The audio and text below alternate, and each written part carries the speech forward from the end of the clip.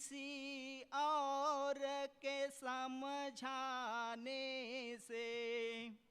मैं तो नालायक बेखबर दुनिया दीवानी से।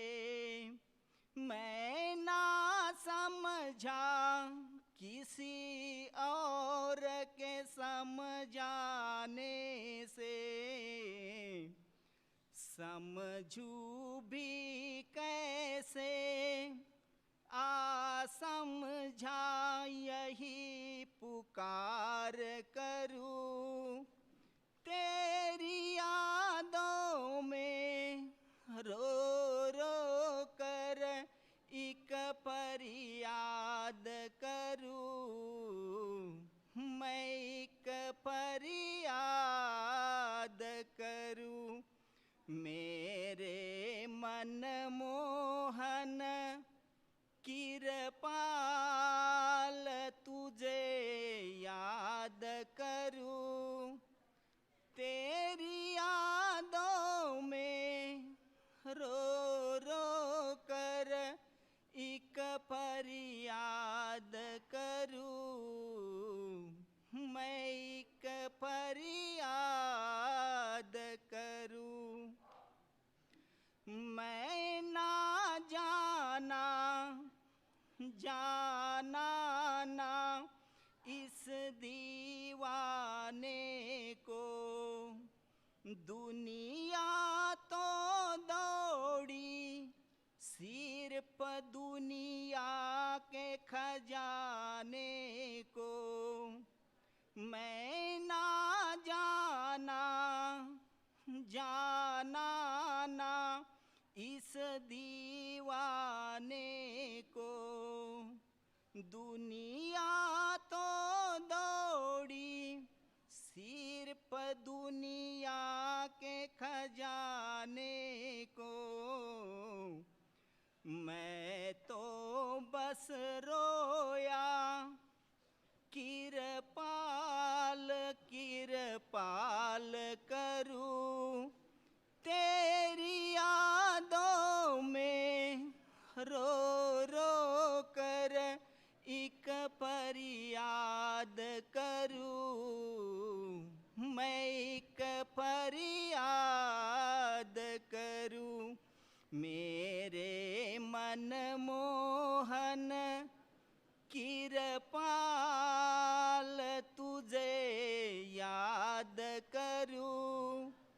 तेरी यादों में रो रो कर एक फरियाद करूं। मैं एक फरियाद करूं। ना समझ था कई दिनों बाद ही समझा। नहीं देगा दर्शन करके नाम में रम जा। ना समझ था कई दिनों बाद ही समझा। नहीं देगा दर्शन करके नाम में रम जा। याद करके तेरी यादें रोज रोया करूं।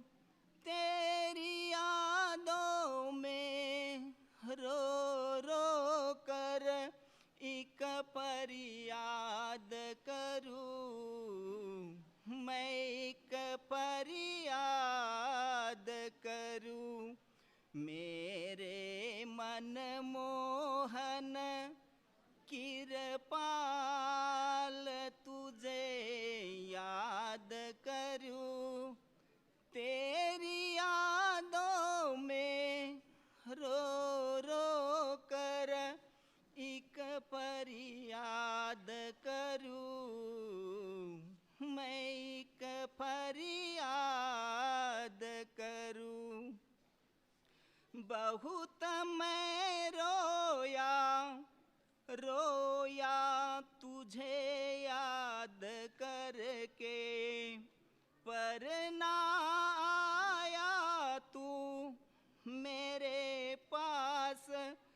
कभी तन करके, बहुत मैं रोया रोया तुझे याद करके, पर ना आया तू मेरे पास कभी तन करके।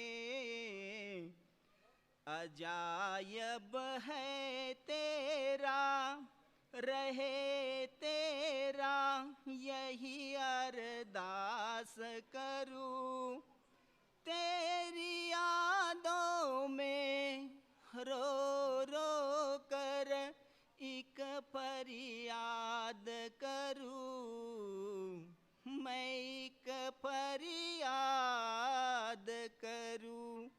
मेरे मन मोहन कृपाल तुझे याद करूं, तेरी यादों में रो रो कर एक फरियाद करूं, मैं एक फरियाद करूं। राधा स्वामी।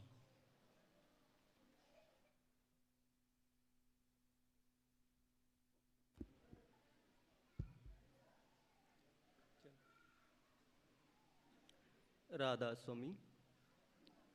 संतों की बानी बानी पलटू साहिब जी की कुंडलिया।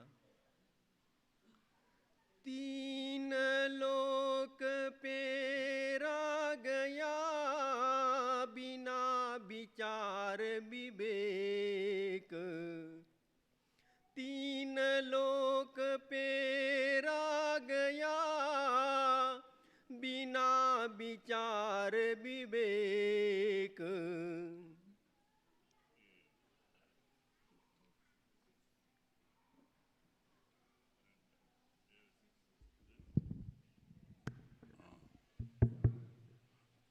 ये परम संत सदगुरु पलटू साहिब जी की वाणी है। पलटू साहिब जी वाणी के पहले वाक्य में ही कहते हैं, बिना विचार पेरा गया। कहते हैं कि बिना विचार के विवेक के तीन लोग के जीव पेरे गए, माने कर्म के चक्की में पीसे गए। क्यों? ये तीन लोग कर्म प्रधान, काल ने ये जो तीन लोग की रचना किया है, अंड पिंड ब्रह्मांड, इन तीनों लोक में काल का अधिकार है और यहाँ काल ने कर्म प्रधान रखा है। जो जस करे तो तस फल चाखा। कहते जो जैसा जैसे कर्म करते हैं आगे जन्म में उसका फल उनको मिलता है। अभी हम जो बीज बोते हैं वो आगे खाएंगे, आगे जो बोए हुए हैं आज खा रहे हैं माने आज आगे जो कर्म करके हम आए हैं पिछले शरीर में, वही आज हमें मिल रहा है, वही हमारा प्रारब्ध बना है। सब जीव कर्म के बंधन में है, चाहे देवी देवता हो, ब्रह्मा विष्णु महेश्वर हो, ऋषि मुनि हो, जपी तपी हो या मामूली इंसान हो, सब कर्म के बस में। इंसान का अपना कुछ नहीं चलता, वो प्रारब्ध कर्म जो लिखा है उसका हिसाब देना पड़ता है। यही प्रमाण है। राजा दशरथ बड़े अच्छे राजा थे और उनके कुल गुरु वशिष्ठ जो त्रिकाल ज्ञानी थे, अच्छे एक ब्रह्म ऋषि थे, ब्रह्मा के मानस पुत्र थे। उन्होंने वो मुहूर्त निकाला। राजा दशरथ राम को गादी दे के आप संन्यास लेके कुछ मालिक की भक्ति करना चाहते थे, अपना बनाना चाहते थे। पहले का तो लोगों का यही था। तो कहते हैं कि उन्होंने वशिष्ठ से अच्छा मुहूर्त समय निकालने के लिए कहा।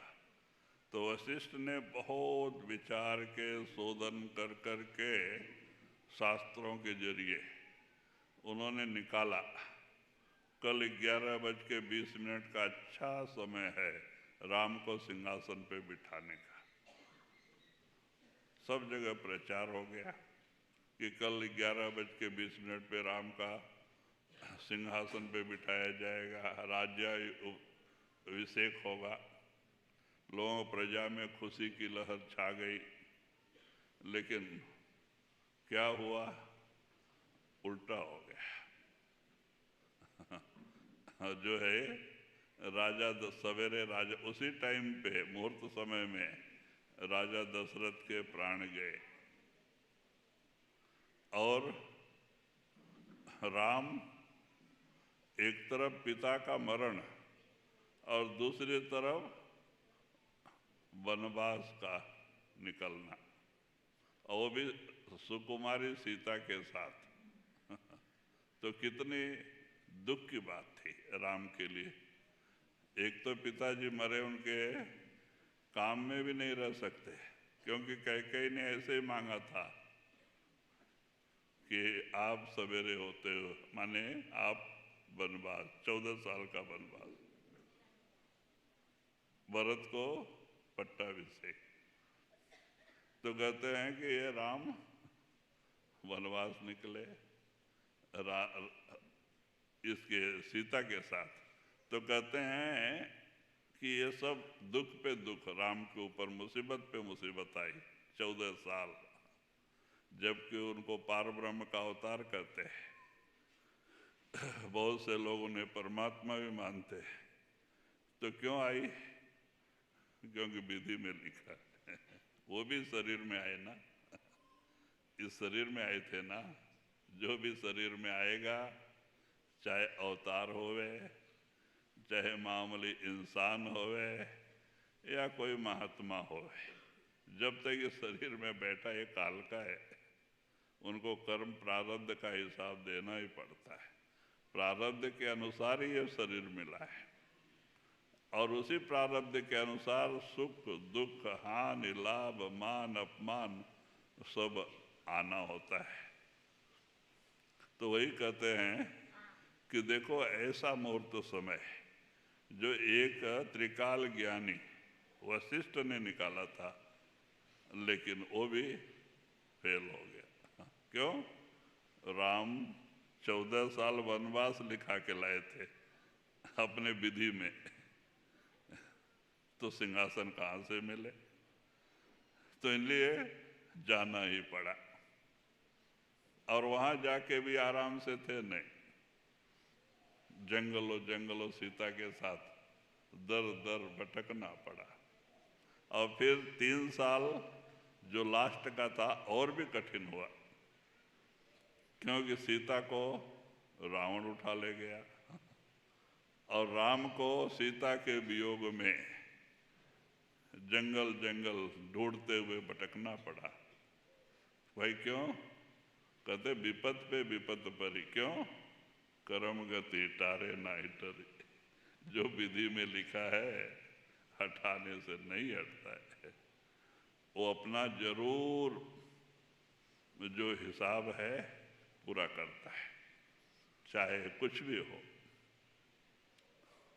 और कहते हैं कि मुनि वशिष्ठ से पंडित ज्ञानी शोध के लगन धरी, सीता हरण मरण दशरथ को वन में विपत परी, कर्म गति टारे नाई टरी। कबीर साहब ने लिखा है कि कर्म गति हटाने से नहीं हटते। राजा हरिश्चंद्र अच्छे राजा थे, अपने वाक्य से अपने अधिकार से किसी को तकलीफ नहीं देते थे, सत्यवंत। लेकिन ऐसे राजा के ऊपर दानशूर, लेकिन ऐसे राजा के ऊपर क्या विपत्ति नहीं आई? विश्वामित्र खाली एक वाक्य के ऊपर राजा से झूठ बुलवाना चाहते थे, और उसके लिए कितना प्रयत्न किया, लेकिन उन्होंने झूठ नहीं बोला। राजभ्रष्ट हो गए, अपने औरत बाल बच्चे को बेचा, पैसा ला के दिया, कहते कर जाओ रहे, अपने आप को बिक गए एक डोम के घर, मसान के राखन वालों के घर पे, उनका खाना खाया, उनकी नौकरी किया लेकिन झूठ नहीं बोला। लेकिन बाद में जीत किसकी हुई? हरिश्चंद्र की। विश्वामित्र 60 साल तपस्या करके भी हार गए, तो इसीलिए जीत इनकी हुई, राजा की हुई, और उनको अपना तपस्या का फल इनको देना पड़ा। तो कहते भाई कर्म गति प्रबल है, ये हटाने से नहीं हटती है। इसीलिए काल ने 3 लोक बनाया, कर्म प्रदान कर दिया। अब जो जस करे तो तत्फल चाखा, जो जैसे जैसे कर्म करता है उसको वैसे ही फल आगे मिलता है। कोई अच्छे कर्म करता है, दान पुण्य करता है, अगले जन्म में सेठ साहूकार बन जाता है, राजा महाराजा बन के आ जाता है। जो दान दिया, 1 पैसा दिया है किसी को इस शरीर में, आगे लाखों मिलता है, वो मालिक देता है तो कहते हैं इस तरह से उसका कर्मों का हिसाब मिलता है, लेकिन जन्म मरण से नहीं निकल सकता। जन्म मरण से निकलने के लिए संतों का समागम, संतों का शरण बहुत जरूरी है। तो इसीलिए पलटू साहब कहते हैं कि 3 लोक पेरा गया बिना विचार विवेक। क्यों? उन्होंने विचार नहीं किया कि हम क्यों 84 के जेल खाने में भटक रहे हैं और किस तरह इससे छुटकारा मिलेगा, ऐसा कभी बैठ के विचार नहीं किया, और इसी को अपना कर्म धर्म समझ के इसी में लिबड़ गए और इसी में पीसते गए।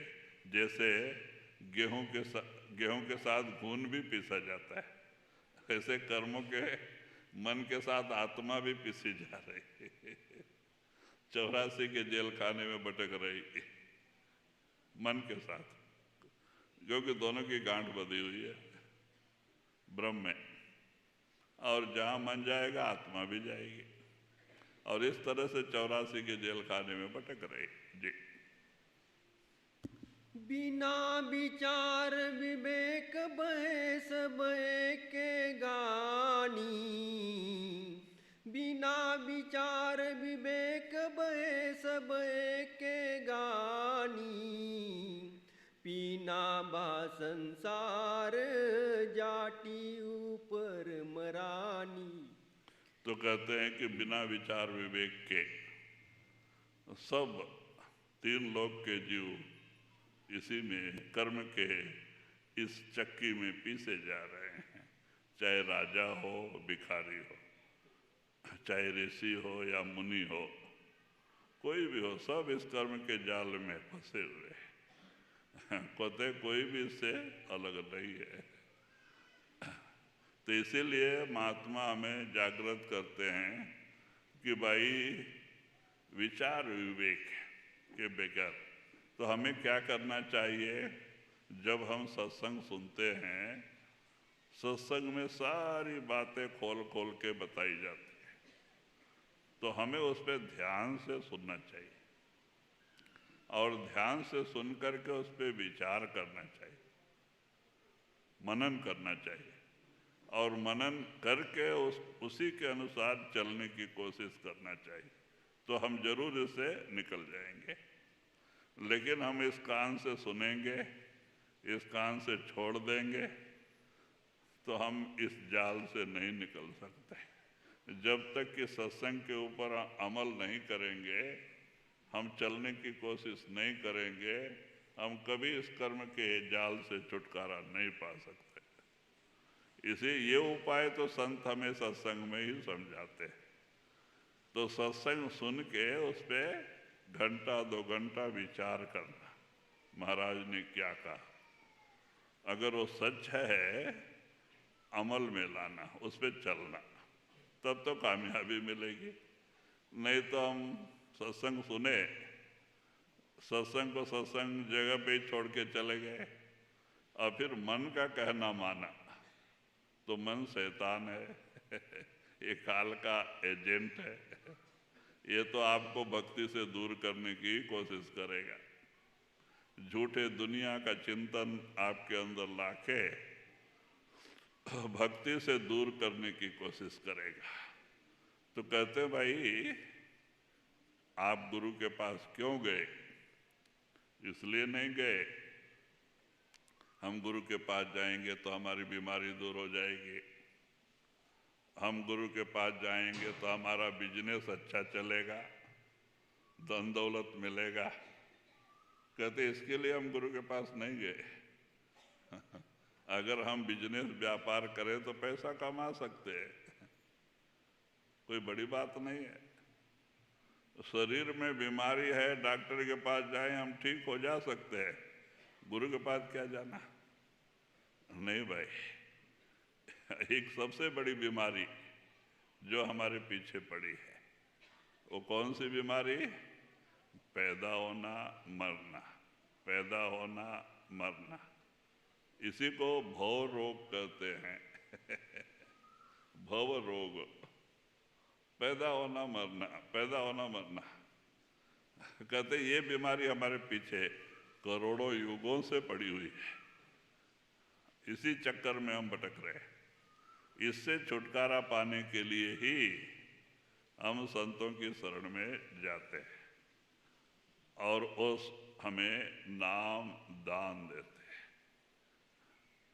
और जिस दिन वो नाम दान देते हैं, हमारे शुद्ध आत्मा को सबसे जोड़ देते हैं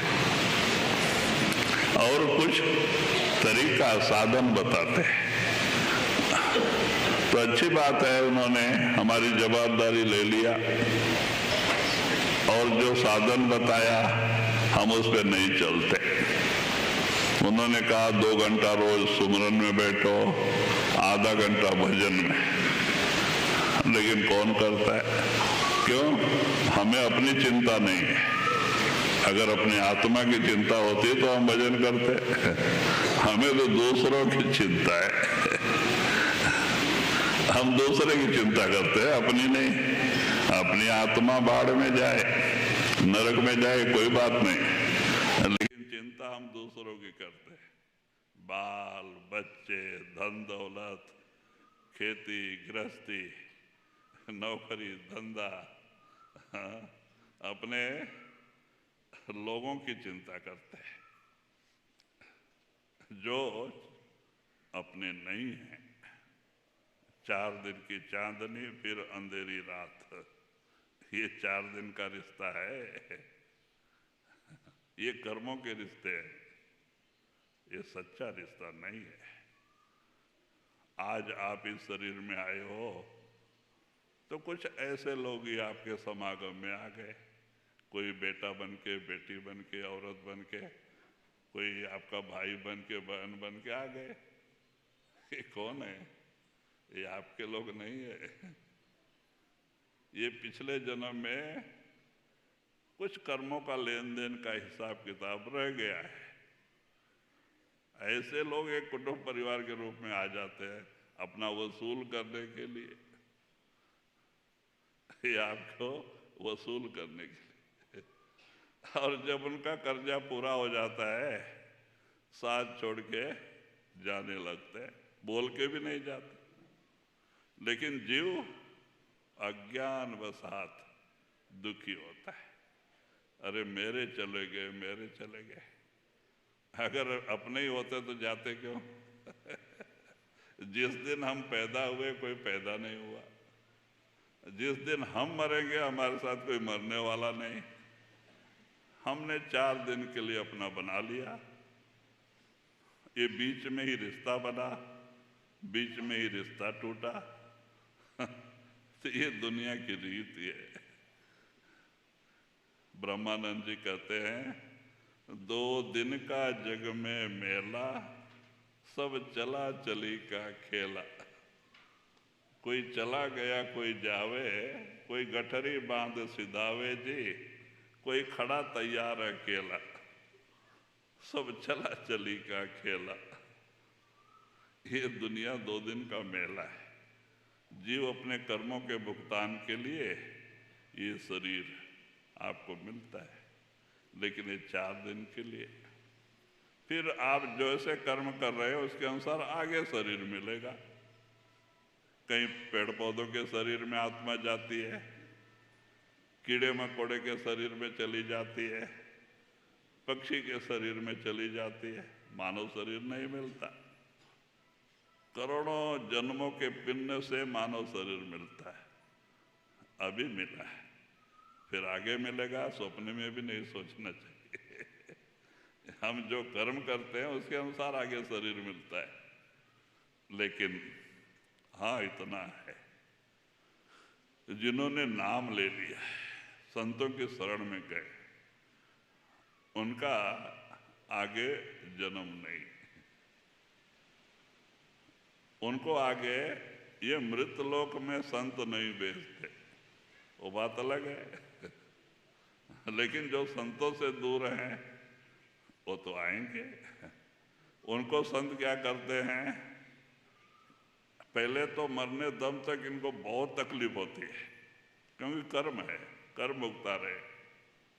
और जब कर्म पूरा हो जाता है तो अंदर प्रकट हो जाता है, दर्शन देके तब उस आत्मा को ऊपर लेके चले जाते हैं। लेकिन जब तक कर्म है तब तक वो आते नहीं, वो कर्म पूरा होने दो। बहुत तकलीफ होता है। कभी एक मामूली इंसान से सत्संग को बहुत तकलीफ होता है। क्यों? हमने भजन नहीं किया, कर्म बढ़ा लिया, और कर्म का हिसाब देना ही पड़ता है। इसीलिए काल का कानून बहुत सख्त है। तो इसीलिए कहते हैं कि जब तक विचार विवेक, हम सत्संग को सुन के उस पर विचार नहीं करते, उस पर अमल नहीं करते, तब तक ये तकलीफ से हम दूर नहीं हो सकते। अगर हम अमल करेंगे, उस पर चलेंगे, तो गुरु का दया का हाथ आपके सिर पे आ जाएगा और वो हर जगह आपकी मदद करेगा। हम तो रात दिन दुनिया की चिंता करते हैं, दुनिया का सुमरन करते हैं और दया गुरु से मांगते हैं, तो गुरु किसको दया करेगा? जब हम दुनिया का चिंता करेंगे तो हमारे ऊपर काल दया करेगा, गुरु दया नहीं करेगा। जब तक हम गुरु का हुक्म नहीं मानते, सुमरन से नहीं जुड़ते, तब तक गुरु मदद नहीं कर सकता। यही कारण है कि हमें बहुत बड़ी बड़ी मुसीबतें, तकलीफें आती हैं। क्यों? हम गुरु से नहीं जुड़े हैं, हम दुनिया से जुड़े हैं, और दुनिया झूठी है, ये धोखा है। हम देख रहे हैं, हमारे दादा परदादा छोड़ के गए, कल हमें भी जाना है, लेकिन हम कभी बैठ के सोचते नहीं। हम तो सोचते नहीं, उनकी उम्र हो गई थी, वो मर गए, उनको हार्ट अटैक था, वो मर गए, उनको कैंसर हो गया तो वो मर गए। हमें तो नहीं है, हम नहीं मरेंगे। लेकिन नहीं भाई, मरना सबको है। मरना सबको है। क्या चीज झूठ है और क्या सच है? जीना झूठ है, मरना सच है। सच क्या है? मरना। हम मौत को भूल के, और इसीलिए बेपरवाह हैं, हम भक्ति से दूर हैं। अगर हम मौत को अपने सिर पे देख ले कि मौत सिर पे बैठी है, तो हम जरूर गुरु का हुक्म मानेंगे। कहते हैं पक्षी के दो पंख होते हैं, ऐसे भक्ति के दो अंग हैं। अब पक्षी के दोनों पंख बराबर होंगे तो पक्षी उड़ेगा, एक पंख भी बराबर नहीं तो पक्षी नहीं उड़ेगा। ऐसे ही भक्ति के दो अंग हैं, वो क्या? भय, भाव। एक तो मृत्यु का डर होना चाहिए, काल सिर पे बैठा है, आज है कल रहेंगे या नहीं, ये डर होना चाहिए। और दूसरा सद्गुरु के चरणों में पक्का विश्वास होना चाहिए, प्यार होना चाहिए, तब तो हमारी भक्ति आगे बढ़ेगी। डर भी नहीं, भाव भी नहीं, तो हमारी भक्ति कैसे आगे बढ़ेगी? हमारे अंदर तो डर भी नहीं है मौत का, सद्गुरु के चरणों में भाव भी नहीं है, तो कैसे हमारा काम बनेगा, भक्ति आगे बढ़ेगी?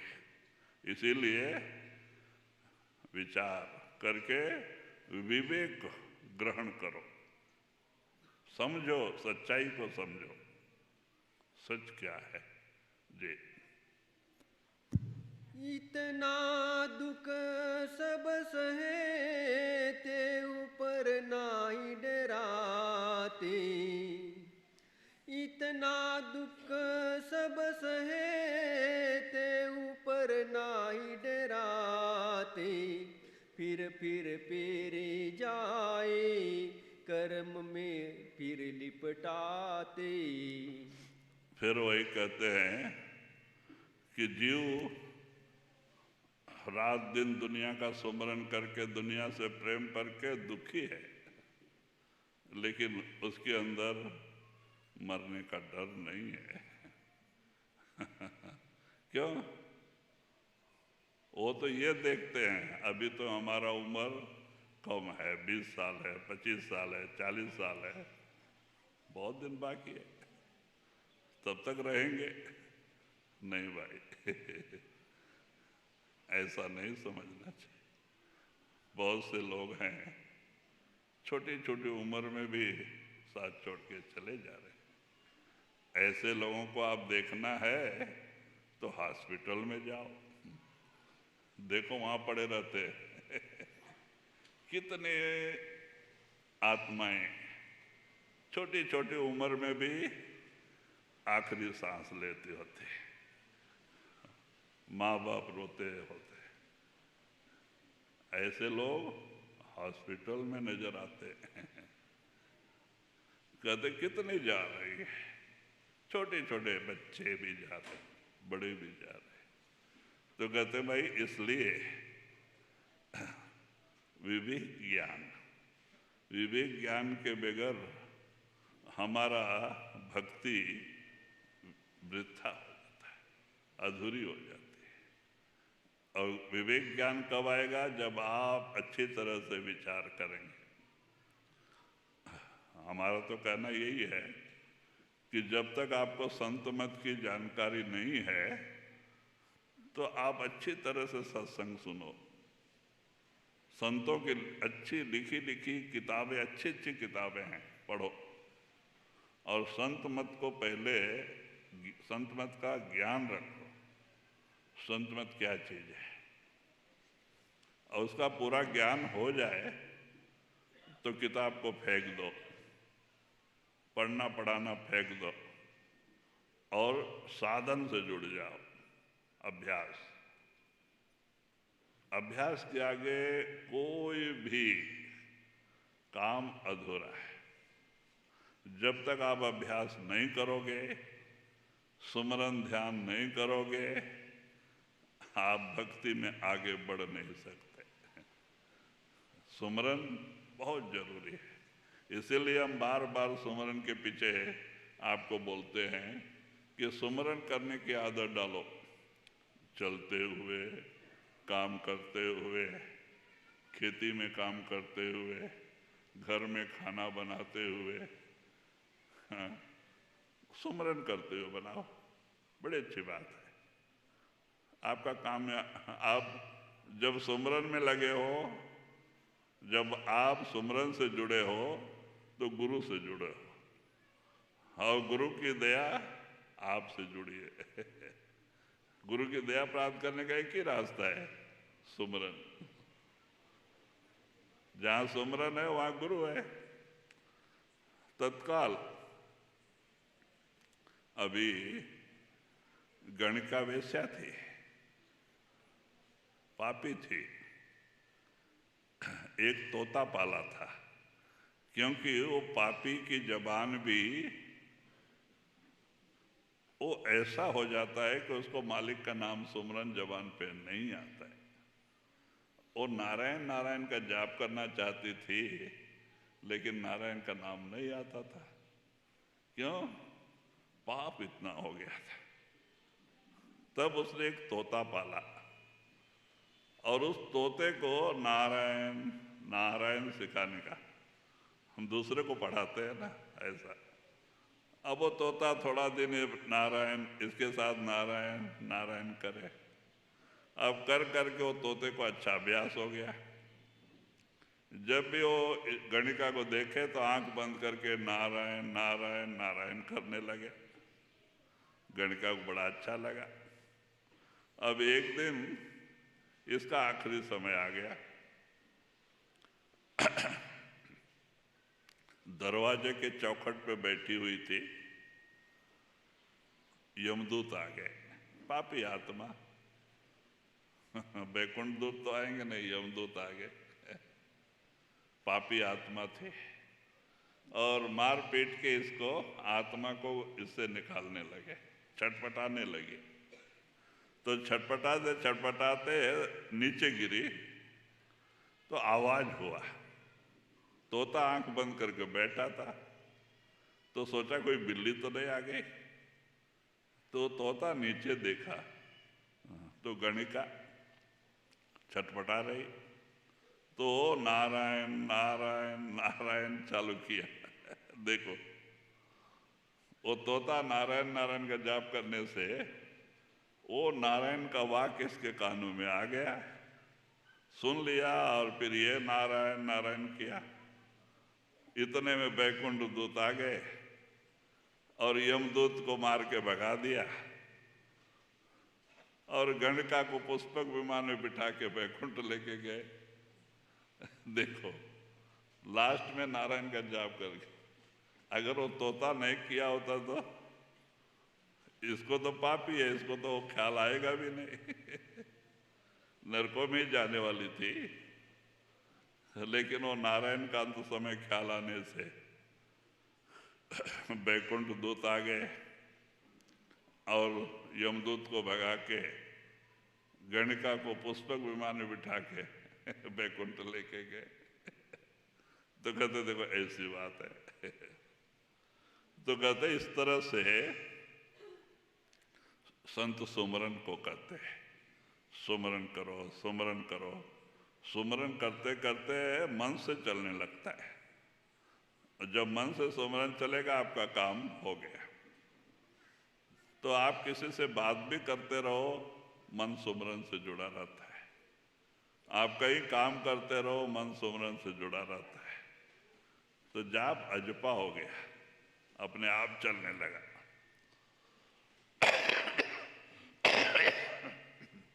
जब अपने आप चलने लगा तो काम बन गया। धीरे धीरे आपका रूहानी सफर स्टार्ट हो गया। रूह चढ़ाई करने लग गए, क्योंकि मन ही है जो आपको भक्ति से दूर करता है, दुनिया में लेके जाता था। ओ सुमरन से जुड़ गया। अब बाहर जाने वाला कौन? और वही आपको ऊपर लेके जाता है। आप मुक्त हो जाते, आपकी तीसरी आंख खुल जाती है। अंदर में जो भी गुरु आपको नाम दिया है वो बैठा है शब्द रूप में। वो दर्शन दे देता है और काम बन जाता है। तो इसीलिए सुमरन करने के लिए संत कहते हैं कि भाई मुसीबत में भी आपकी जबान पे सुमरन याद आए। अब इसका प्रमाण क्या है? आप रात को सोते हो, आपको बुरा सपना आता है, डर के मारे कहीं भूत पीछे लग गए, घर में आग लग गई, आप भाग रहे हैं, भाग नहीं पाते, तो ऐसे समय में आपको सुमरन याद आना चाहिए। लेकिन सुमरन नहीं आता है, चिल्लाते हैं, कहीं माँ बाप को बुलाते हैं, कहीं और को चिल्लाते चिल्लाते भागते रहते हैं। सुमरन कहाँ से आएगा जब सुमरन आपका पक्का ही नहीं हुआ? इसीलिए सुमरन पक्का करना चाहिए कि आपको मुसीबत में, तकलीफ में सुमरन याद आए। तो जैसे ही सुमरन याद आएगा, ये बुरा सपना चला जाएगा और ऐसी वैसी जो शक्तियां थी वो हट जाएंगी। और जब आपका मन निर्मल हो जाएगा तो बुरे सपना तो कभी आएंगे ही नहीं। आपको आएंगे कैसे सपने? जो एक सत्संगी को आता है, माने अभ्यासी को आता है, कहीं भंडारा चले जैसे, संगत का, गुरु का दर्शन हुए जैसे, घर में संगत आई जैसे, तो हमेशा अच्छे सपने गिरते हैं। बुरे सपने तो कभी भी नहीं आएंगे आपको, आपका मन साफ हो जाता। अब जब तक मन मलिन है, बुरे सपने आना ही आना है। आप कुछ भी करो, वो सपना हटेंगे नहीं जब तक कि आपका मन निर्मल नहीं होगा। और निर्मल सुमरन से होगा। जी। देखी देखा पड़े आप से आप पेरावे, देखी देखा पड़े आप से आप पेरावे, पेरे से जो बचे ताई को हंसी लगावे। तो इसीलिए कहते हैं, देखा देखी भगत को कभी नहीं चढ़सी रंग। क्या करते हैं?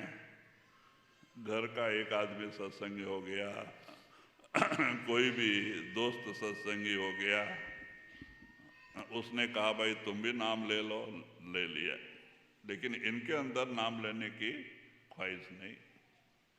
तो ऐसे लोग इस सिद्धांत के अंदर सफलता नहीं पा सकते। क्यों? उनकी अपनी ही इच्छा नहीं। दूसरे के कहने से, जबरदस्ती किसी के कहने से कोई नाम ले लेता है, अच्छी बात नहीं है। जब तक वो प्रेम प्यार से नहीं आता है, कुटुंब वाले लोग भी किसी से जबरदस्ती ना करें, ये बहुत बड़ी गलती होती है। क्योंकि अगर उसके अंदर ये भावना नहीं, हम उसको नाम दिला भी देते हैं, तो उसको गुरु के प्रति प्रेम और विश्वास नहीं आएगा। जिसके अंदर वो भावना खुद पैदा होता है कि भाई नाम लेना चाहिए, उनको सत्संग में जा लेके आओ। जब उनकी अपनी ही ख्वाहिश हो जाए कि हाँ नाम लेना चाहिए, तो ऐसे को नाम दिलाओ। देखो, मैं अपना एक छोटा सा उदाहरण देता हूँ। जब बाबा सोमनाथ महाराज जी चले गए, मैं तो 22 साल की उम्र से बॉम्बे मिल में नौकरी करता था, जुबली मिल में पेंटिंग डिपार्टमेंट। 1 साल किया, मुझे सत्संग मिला वर्ली नाका बॉम्बे। बस एक सत्संग सुना, मालूम नहीं मेरा जागृत होने का समय आ गया। मैंने एक सत्संग सुना बाबा जी का। उसके पहले मैं दुर्गा की आराधना करता था 2 साल से, और जो भी कुछ करता था सच्चे दिल से, और सच्चे दिल से, और रात दिन दुर्गा का रूप होने से मुझे वाक्य सिद्धि आ गई थी। जो मैं कहता वो हो जाता था। लेकिन इतना होके भी मैं समुद्र के किनारे से आ रहा था और भूल के उसी गली में आ गया जहां वो सत्संग हाल ऊपर है। मैंने पढ़ा बाबा सोमनाथ महाराज राधा स्वामी सत्संग 7 से 8 टाइम लिखा था। मैं बोला सत्संग बोला तो कोई अच्छे महात्मा होंगे और कुछ अच्छी बातें बताएंगे, नहीं तो जैन मत वाले कोई होंगे, कुछ अच्छे अच्छे बातें बताएंगे। तो भक्ति थी वो अंदर, तो हम भी नहा धो के आके जल्दी बैठ गए। तो वहाँ पे तो देखते हैं एक सावन सिंह महाराज जी का, एक सोमनाथ महाराज जी, 2 फोटो थे। तो बोला ये 2 महात्मा आएंगे, कुछ चर्चा करेंगे। लेकिन सब अपने जैसा लोग मिल से कंपनी से आके बैठते जाते रहे। एक 60-70 लोग आके बैठे, प्रार्थना चालू हो गया। कोई पीला कपड़ा वाला भी नहीं, प्रार्थना चालू हो गया। तो मैं बड़े प्रेम से सुना सत्संग टेप के ऊपर, और बाबा जी का एक एक वाक्य मेरे दिल में बाण जैसे चुभते गए। और मेरे कितने जन्म के शंका, 20 साल की जो शंका थी, सबके जवाब मिल गए एक सत्संग में। और मैंने निश्चय कर लिया वहीं पे, ये सच्चा रास्ता है मालिक से मिलने का। और वहाँ से मैं जब शाम को सत्संग सुन के अपने घर पे गया, तो मैं और मेरे पिताजी 2 ही थे। खाना हम लोग ही बनाते थे, बम्बई की बात अलग है। तो जब मैं गया तो दुर्गा की 4 फीट की लंबी फोटो रखा था। मैंने पहले दुर्गा को नमस्कार किया कि माता मेरा तेरा कर्जा पूरा हो गया, तेरी कृपा से मुझे सत्संग मिल गया, बस इतना ही बोला। दुर्गा को छोड़ दिया। और एक हमारे तख्ता था सोने का अंदर, उसी में बैठ के जो बाबा जी ने कहा था उसी का मनन करना। मैंने बाबा जी ने ऐसा कहा, बाबा किसी से ना बात ना चीत। फिर सवेरे उठ के नहा धो के 2 रोटी बना के मिल में भागना। सवेरे 5 बजे सिवड़ी जाना था, जुबली मिल में। तो वहाँ जाते थे और वहाँ वही ख्याल करते हुए जाना, बाबा जी ने ऐसा कहा, बाबा जी ने ऐसा कहा। देखो फिर आज जो सुने उसी का मनन सारा दिन, ना किसी से बात ना किसी से सत्संग। ऐसा करने से 1 महीने में जहां देखते हैं बाबा जी नजर आने लगे, विरह पैदा हो गई, विरह तड़प गुरु दर्शन की। फिनिशिंग मशीन पे देखते जो कपड़ा गिरता था उस पे बाबा जी नजर आए। पेंटिंग मशीन में हम कलर देते थे, जो साड़ी प्रिंट होके नीचे गिरती थी उस पे बाबा जी नजर आए। जिसको हमने बाबा जी को देखा भी नहीं था, लेकिन उनका दर्शन होने लग गया। लकड़ी लेके खड़े रहते, जहां भी देखो बाबा जी बाबा जी। बस मैंने रात को अपने मन की परीक्षा लिया कि मेरे मन में किसका मोह है। तो किसी का नहीं, न भाई का, न बंधु का, न चाचा का, न दादा, किसी का नहीं। माँ का ममता थोड़ा है। थोड़ा माँ का ममता है। फिर क्योंकि ये ममता ही रुकावट है भक्ति में। फिर मैंने विचार किया, अभी मेरा ही श्वास बंद हो जाए तो कौन माँ कौन बाप। डर पैदा हो गया और मैंने तुरंत संकल्प लिया, बस बाबा जी के पास जाना। और पेमेंट मिला 1 हफ्ते के बाद। पेमेंट लिया, पैंट शर्ट के ऊपर ही निकल गया, किसी कुछ बोला नहीं। बेंगलुरु पहुंच गए बस से। गए, वो बहुत वाकया ही ऐसा था। विरह थी, तड़प थी। बाबा जी के चरणों में मत्था टेका सवेरे, 10 मिनट तक अपने शरीर का क्या ध्यान ही नहीं। बाबा जी उठा रहे, हमारे को ध्यान नहीं। जब ख्याल आया तो उठ के बैठे, तो बोलते हैं कहाँ से आए? मतलब बॉम्बे से। क्या दर्शन करके जाता है, क्या इधर रहता है? नहीं महाराज, कुछ दिन सेवा करना है। तो फिर महाराज ने उसको कमरा दिया। तो पहले क्या था, हम तो कपड़ा भी नहीं लेके गए थे। रास्ते में एक कंबल लिया, 2 लुंगी लिया, 2 बाड़ी और 2 चड्डी, बस यही सब रखा था, एक ही कपड़ा। तो देखो गए तो उधर ही रह गए। फिर 8 साल हमने आश्रम छोड़ा नहीं, और रात दिन गुरु का सत्संग और सेवा। और सेवा बहुत कठिन सेवा थी। वो सेवा हमारे समय के लोग जो देखे हैं ना, वो लोग ही समझ सकते हैं। तो कहने का मतलब कि गुरु की कृपा मिली 6 महीने में, क्योंकि विरह थी और विरह ही हमें आगे बढ़ाती है। तो कहते भाई ऐसी कुछ सत्संग सुन के आप जब तक उस पर अमल नहीं करो, विचार नहीं करोगे, सत्संग रंग नहीं लाएगा। अगर आप उस पर अमल माने विचार करो, घंटा 2 घंटा, किसी से मत बोलो, और बाद में अगर वो सच है तो उस पर चलने की कोशिश करो, तो देखो आपके अंदर कितना परिवर्तन आता है। सत्संग रंग लाएगा, आचार विचार व्यवहार सब बदल जाएगा। करोड़ों जन्मों के पाप कट जाएंगे एक सत्संग से। सत्संग में इतनी ताकत है। संतों का एक एक वाक्य निर्मल है, पवित्र है, सत्य है। अगर उस पे ऊपर अमल करें तो, नहीं तो भाई उनकी मर्जी।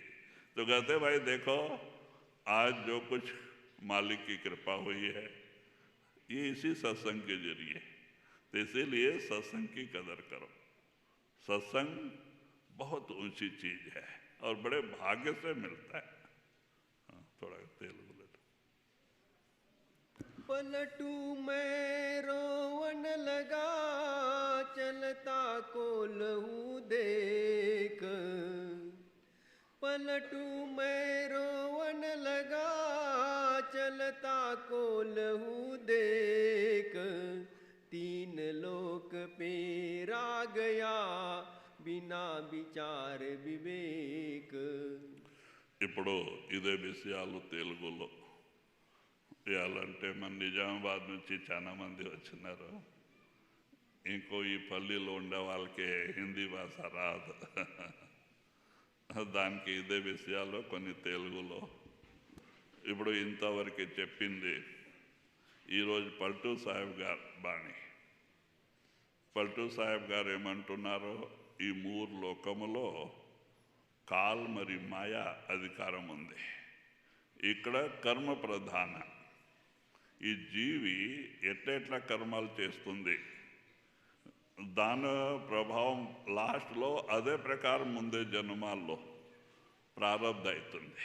వాళ్ళ కర్మమే వాళ్ళకి ప్రారంధ అవుతుంది. దాని ప్రకారమే ఇక్కడ కష్టాలు నష్టాలు బాధ వ్యాధి మరి ఏమేమి దొరకదుంది దాని ప్రకారం దొరుకుతుంది. ఈ జీవి కర్మ ఆధీనంలో ఉంది. ఇప్పుడు నేను చెప్తే చూడండి, రాజా జనకుడు దశరథుడు ఎంత విచారణ చేసి రాజా ఆయనకి వశిష్ఠకి ముహూర్త తీసేకే చెప్పినారు. ఆయన తీసిన ముహూర్త సమయం దుఃఖకే కారణమైంది. మరి ఆయన బ్రహ్మరిషి, ఆ ముహూర్త సమయం ఫెయిల్ అయింది. రామ వనవాసికి వెళ్ళినారు. అదే సమయంలో రాజా దశరథ్ ప్రాణం పోయింది. ఎందుకో ఆయన విధానంలో రాతలో వనవాస ఉండే. మరి ఈ సింహాసనం ఎట్లా దొరుకుతుందా? దాని కొరకే అడవిలో పొయ్యే తిన్నారు. మరి సీత సుకుమారి, ఆమెది చింత ఎక్కువ. లాస్ట్లో 3 సంవత్సరాలు ఎంత కష్టములో పోయింది. సీతకి రాముడు ఎత్తుకుపోయినారు. రాముడు సీతా కోరికే అడవి పారంటారు ఏడుచుకొని. ఎందుకో రాదు. ఈ జీవి కర్మాధీనంలో ఉంది.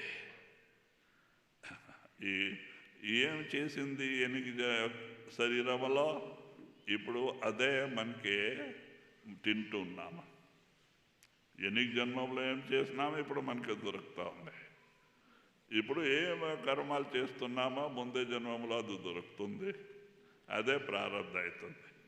ఈ ప్రకారం ఈ కర్మ రూపమైన ఈ చక్కిలో ఈ జీవి పిండి అవుతున్నారు. సచ్చేది పుట్టేది. ఎప్పుడో నుంచి ఈ సృష్టి నిర్మాణం పడింది. ఈ జీవి దీంట్లో బాధపడతా ఉంది. దాని కొరకే మహానుభావులు అంటారు, మీరు సత్సంగంలో పోతారు, సత్సంగం వింటారు. ఇన్ని ఆడే విడిచిపెట్టి వస్తే ప్రయోజనం ఏమిటి? మనసులో మార్పు రాదు. మీలో మార్పు రావాలంటే మీరేం చేయాలా? ఆ సత్సంగంలో ఏమి విన్నారో దానిపైన 1-2 గంటల విచారణ చేయాలి. ఆ విచారణ చేసి అది సత్యమే ఉంటే దానికి ఆచరణలో తీసుకురావాల. దాని ప్రకారం నడిస్తే కార్యసిద్ధి అవుతుంది. మనసులో మార్పు వస్తుంది. నడకపోతే మార్పు రాదు. దాని కొరకే సత్సంగం విని ఈ చెవు నుంచి విడిచిపెడితే ఎన్ని సంవత్సరాలు సత్సంగం వింటే అంతే, మనసులో మార్పు రాదు. మనసులో మార్పు రావాలంటే సత్సంగం మహానుభావులు ఏం చెప్తారో దాని ప్రకారం నడిచిన వాళ్ళే మహానుభావులు అయినారు. మనం నడిస్తే మనం అవుతాం. దాని కొరకే పల్టూ సాహెబ్ గారు అంటున్నారు, ఈ 3 లోకంలో ఈ జీవి ఈ కర్మ చక్కిలో పిండి అయి పడుతున్నారు, బాధపడుతున్నారు. ఇవన్నీ చూసి నాకు ఏడుపు వచ్చింది అంటారు మహానుభావులు. ఈ జీవి ఈ సంసారానికి నిజం అనుకొని, ఇదే మన కర్మాలు ధర్మాలు అనుకొని దీని రూపాయి 84 లక్షల జీవరాశులు పోయి బాధపడుతున్నారో ఈ చూసి నాకు ఏడుపు వచ్చింది అంటారు పల్టూ సాహెబ్ గారు. लोक लाज कुल छाड़ के कर लो अपना काम, लोक लाज कुल छाड़ के कर लो अपना काम. మరి ఏమంటున్నారో, ఈ భక్తి మార్గంలో నడిచేప్పుడు ఈ జాతి కులాలు భేదాలు ఎక్కువ. మేం బ్రాహ్మణులు, మేం క్షత్రియులు, వైశ్య, శూద్ర, ఈ 4 కులాలు ఉంది. వాళ్ళ చిన్న కులం వాళ్ళు, మేము పెద్ద కులం వాళ్ళు. ఇవన్నీ భావాలు. అక్కడ అందరూ వస్తారు. మేము దాంట్లో బ్రాహ్మణు, మేము పండిత, మేము ఎట్లా పైకి వచ్చున్నలా నా మర్యాద పోతుంది. అట్లా ఇట్లా జాతి కులాలు పట్టుకొని ఉండేవాళ్ళు ఎప్పటికి ముక్త అయ్యాలి. మా అనుభవాలు ఏమంటారు, ఈ జాతి కులాలు ఎవరు చేసినారు? మనం చేసినాం. ఆ దేవుని పరమాత్మ చేయలే. ఈ మధ్యలో పుట్టింది. ఈ శాస్త్ర ప్రకారం 4 జాతి అయింది. ఎవరో వ్యవసాయం చేసే వాళ్ళకి శూద్రు అన్నారు, వ్యాపారం చేసే వాళ్ళకి వాళ్ళు వయస్సు అన్నారు, రాజ్య వెళ్ళే వాళ్ళకే, యుద్ధములో యుద్ధ చేసే వాళ్ళు శూరవీరులకి క్షత్రియ అన్నారు, వేద శాస్త్ర పురాణాలు చదివాలి పూజాపాఠ చేసే వాళ్ళకి బ్రాహ్మణ్ అన్నారు. వీళ్ళు పరమాత్మ చేయలే, ఇవి మనం చేసుకున్నాం. దానికే మహానుభావులతో విచారం చేయండి. ఈ రోజు నుంచి 600 సంవత్సరాలనిక ఎవరు సిక్ లేరు, అంతా హిందువులే. గురు నానక్ గారు వచ్చినారో 10 మంది మహానుభావులు ఆ పీఠములో పుట్టినారో. గురు గోవింద్ సింగ్ గారు పోయిన తర్వాత సిక్ మతమే తయారైపోయింది. సిక్ మతం గురు గోవింద్ సింగ్ మహారాజ్ చేస్తున్నారు. 600 ఎన్నిక. ముందు ఎవరు లేరు, ముందు హిందువులే. మరి ఈ రోజు నుంచి 1600 సంవత్సరాల ఎన్నిక ఎవరు ముస్లిమ్స్ లేరు, అంత హిందువులే. ఈ ముహమ్మద్ సాహెబ్ గారు వచ్చినారు, మక్కలో జన్మనిచ్చినారు. ఆయన వచ్చిన తర్వాత ఈ ముస్లిం ధర్మమే ఒకటి తయారైపోయింది. 1600 సంవత్సరం ఎన్నిక ముందు లేవు. దాని ప్రకారం 2500 మరి 5 సంవత్సరాల ఎన్నిక ఎవరు క్రిస్టియన్స్ లేరు. ఈసా మసీహ్ వాళ్ళు వచ్చినారో వాళ్ళు పోయిన తర్వాత క్రిస్టియన్ ధర్మమే తయారైపోయింది. ఎవరు చేస్తున్నారు? మనం చేస్తున్నారు, పరమాత్మ చేయలే. పరమాత్మ 2 కులాలు తయారు చేస్తున్నారు. అది ఎవరి నుంచి మార్చకి అయ్యలే. ఆ కులం ఏమిటి అంటే ఒక స్త్రీ ఒక పురుష్. పరమాత్మ కులం 2, ఒక స్త్రీ ఒక పురుషుడు. మన కులాలు 2 మారుస్తుంది. హిందూలో ముస్లిం అవుతున్నారు, ముస్లిం అంతా క్రిస్టియన్ అవుతున్నారు, రోజు మారుస్తూ ఉంటుంది. మరి పరమాత్మ కట్టిన కులాలు మార్చక అవుతుందా?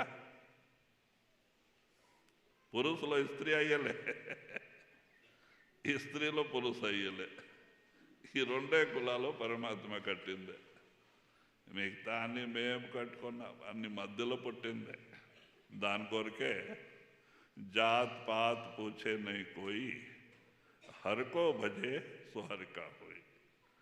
ఆ పరమాత్మ దర్బార్లో యమలోకములో ఈ జీవి పోతుంది, వాళ్ళు పట్టుకుపోతారా?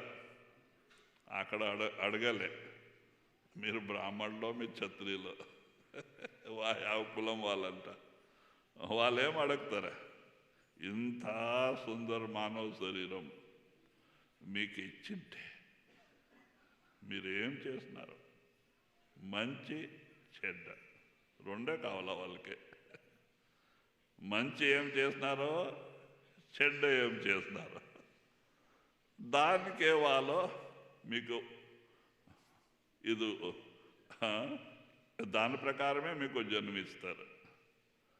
మీ మంచి కర్మాలు చేసింటే మీకు ఉపహారం సేట్ సావుకారు ఇంటిలో.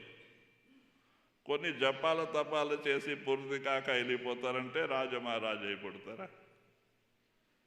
ఎవరు? యోగిలే, ఋషిమునిలే, తపస్యాపూర్ణ అయ్యలే. వాళ్ళ MLA, MP, minister, chief minister, president. చూడండి అబ్దుల్ కలాం ఎంత మరి బీద వాళ్ళ ఇంటిలో పుట్టిన వాళ్ళ ఎక్కడ పోయినారో మన దేశానికి రాజా అయినారు. ప్రయత్నం వాళ్ళది ఒక ఉద్దేశమే, ముందే పోవాలంట. ఇదో శరీరమే కల్పతరు. పరమాత్మ దీంట్లో అన్ని ఖజానాలు నింపి పంపించినారు. మీరు ఏం కోరితే దొరుకుతుంది. అయితే ప్రయత్నం ముఖ్యం. ప్రయత్నం లేక దొరకలే. అన్నీ ఉంది దీనిలో,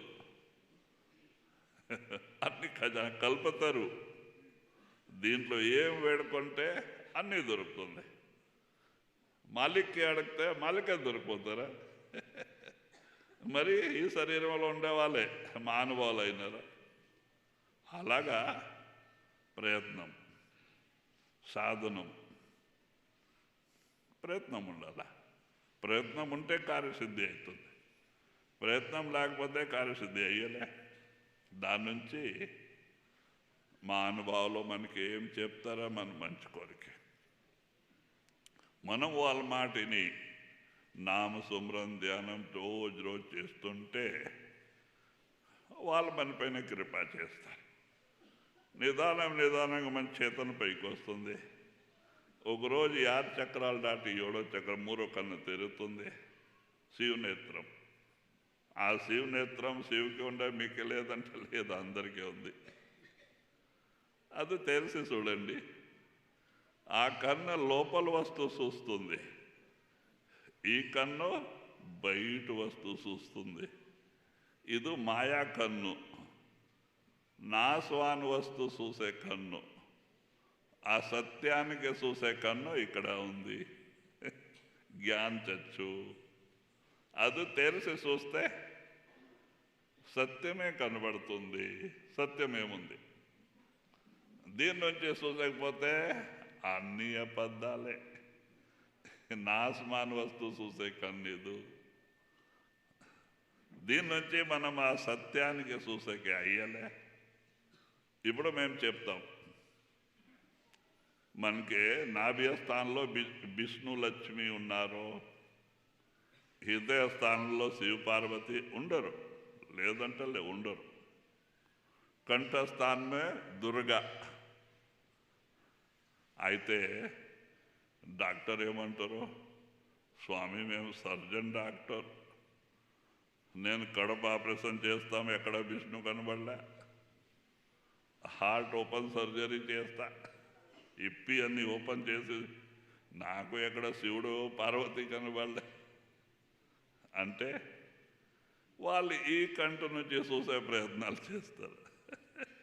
ఇది మాయా కన్ను, సుల్ అబద్ధాలు కనపడే.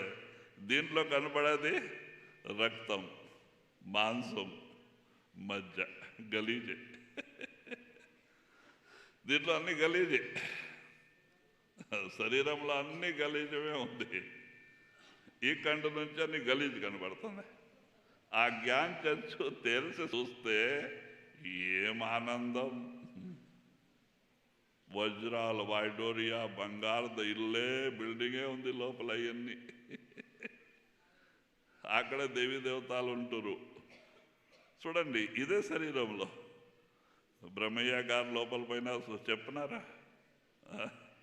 7 చక్రాలు వివరణ. వాళ్ళే అబద్ధం చెప్పలే, చూసింది చెప్పినారు. మరి ఎవరు పోతే వాళ్ళకే కనబడుతుంది.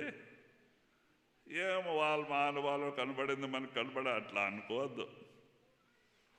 ఎవరికి ఈ మానవ శరీరం దొరికింది? అందరికీ అధికారం ఉంది లోపల పోయి చూసుకొని. పరమాత్మ అందరిలో పెట్టినారు. ఏం మగోళ్ళలో ఉంది, ఆడోళ్ళలో లేవంట లేవు, సమానంగా ఉంది. ఆ వస్తువులు అందరిలో ఉంది. అంతే, చూసే కన్ను వేరే. ఇది అబద్ధాలు చూసే కన్ను, మాయా కన్ను. ఆ సత్యానికి చూసే కన్ను ఇక్కడ ఉంది. అది తెలిసి చూడండి. మీకు మీ శరీరంలో అన్ని ఖజానాలే ఖజానా. మనం ఇక్కడ ఇటుకి సిమెంట్ ఇటుకి గోడ నుంచి కడుతున్నాం. లోపల వజ్రాలు, వైడూరియా, బంగారం, ఎండి, గోడలు అన్నీ, ఇల్లు. చూడండి తమాషా.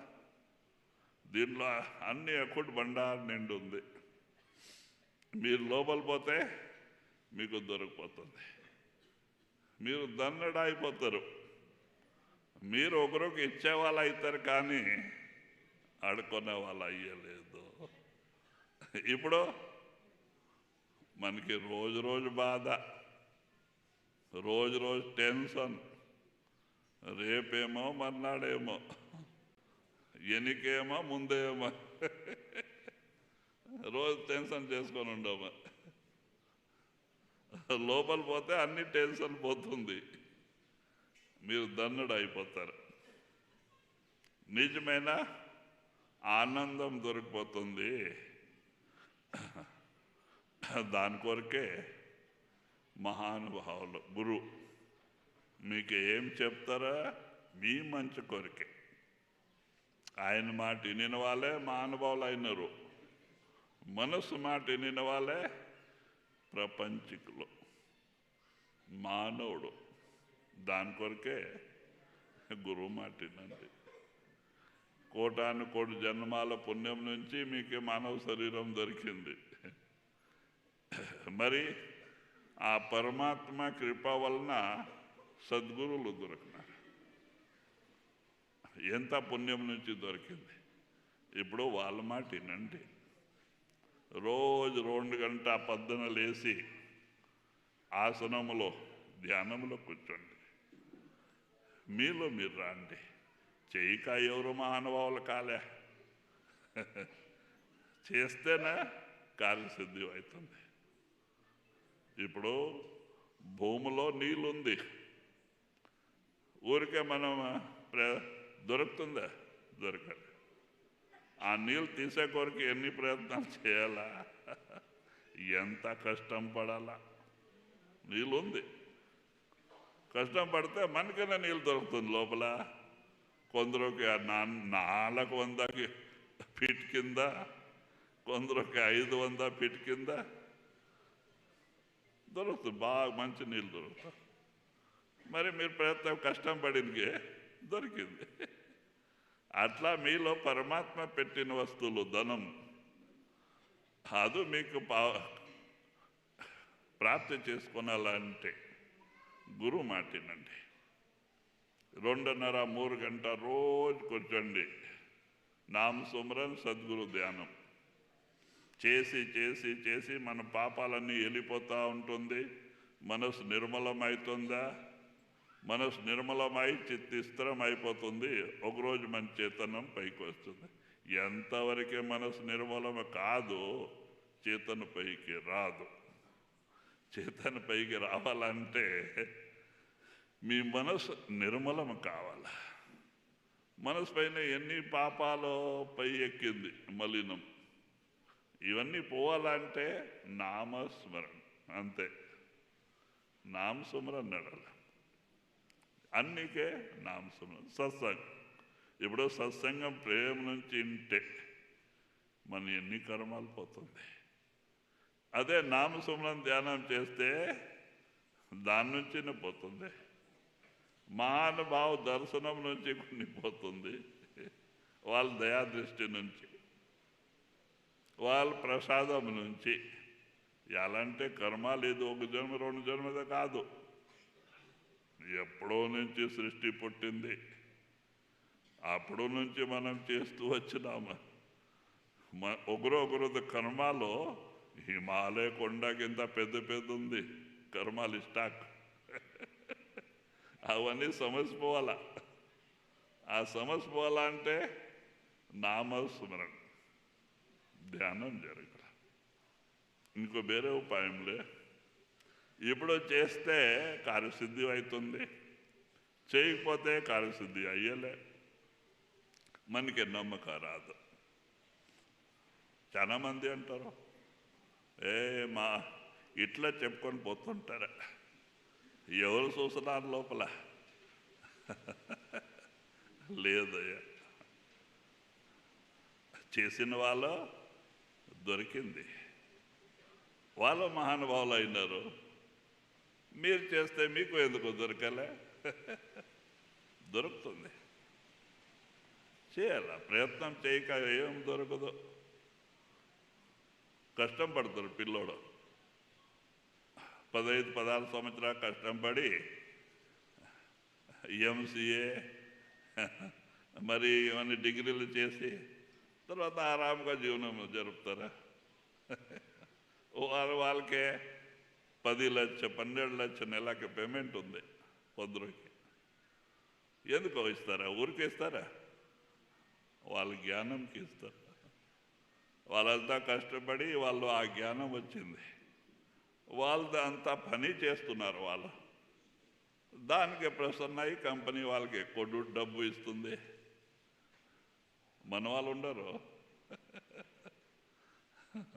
30 లక్షల వరకు నెలకి పేమెంట్ ఉంది.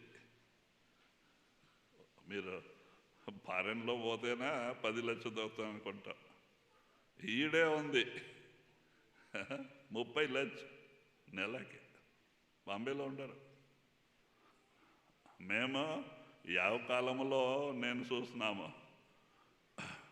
అంత 20 సంవత్సరాల ముందేనే అప్పుడు 13 లక్షలు ఉండే, 14 లక్షలు బాంబేలో. మరి ఏంకి ఇస్తారు? వాళ్ళు ఊరికి ఇస్తారా? కష్టం పడినారు. ఆ విద్య వాళ్ళు ప్రకటన చేసుకున్నారు కష్టం పడి.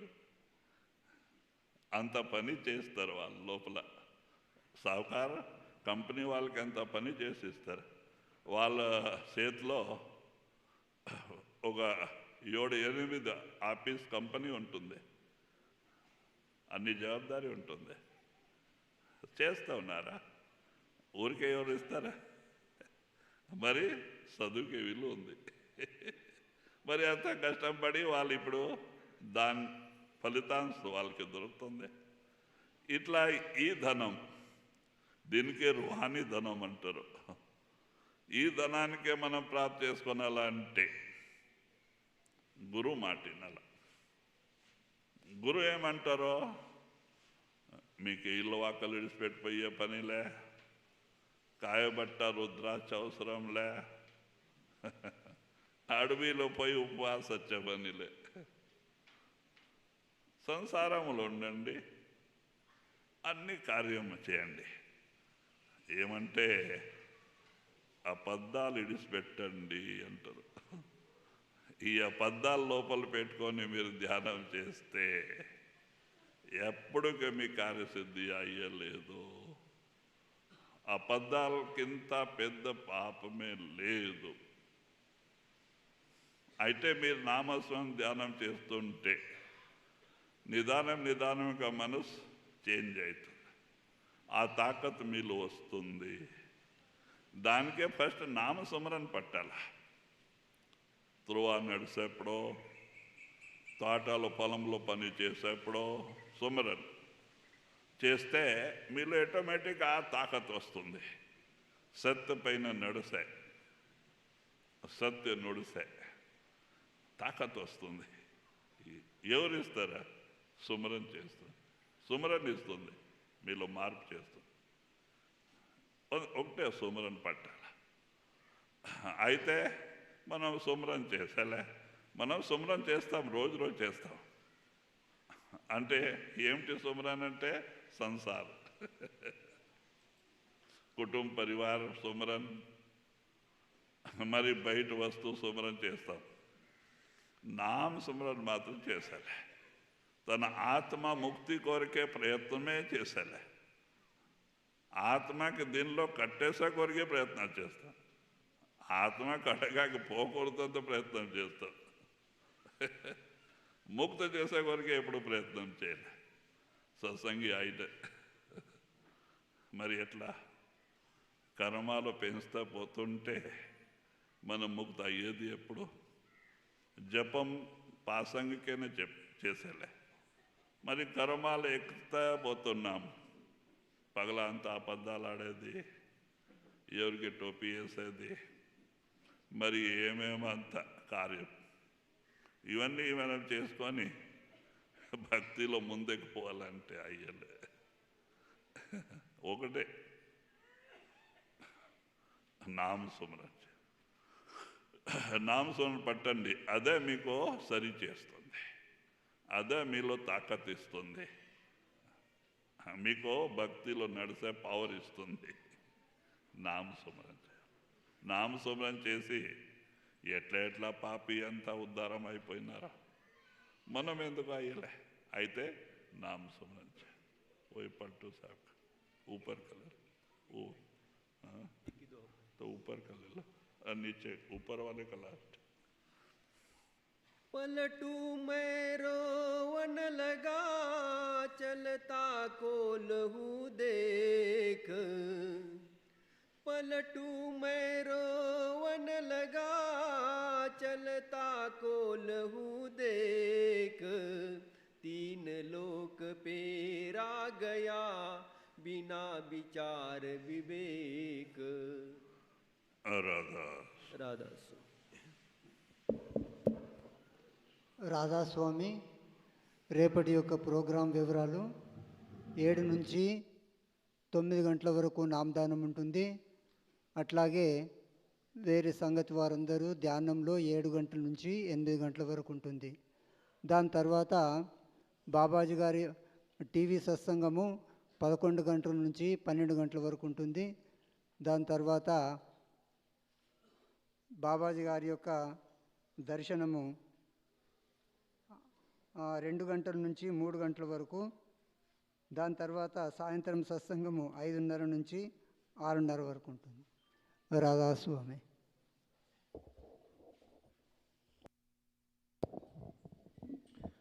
सेवादार प्रसाद बंटाएंगे. गुरु प्यारी साध संगत जी, आप सभी का सतगुरु सोम जय बाबा राम सिंह जी के दरबार में स्वागत है. आज का सत्संग का कार्यक्रम अभी समाप्त है. इस भंडारा के जो कल के कार्यक्रम होंगे वो इस प्रकार होंगे.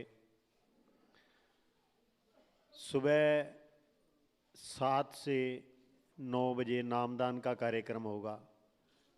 जो भी बहन भाई नामदान लेना चाहता है तो अभी सत्संग के बाद में वो यहाँ मार्कंडे जी बैठे हैं स्टेज के पास, वो अपना नाम जरूर लिखा दें.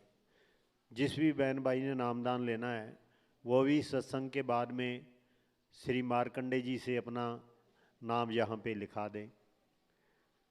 इसके बाद में बाकी जो संगत होगी कल वो यहीं पे 7 से 8 साढ़े 8 बजे तक भजन सिमरन पे यहीं पे बैठेगी.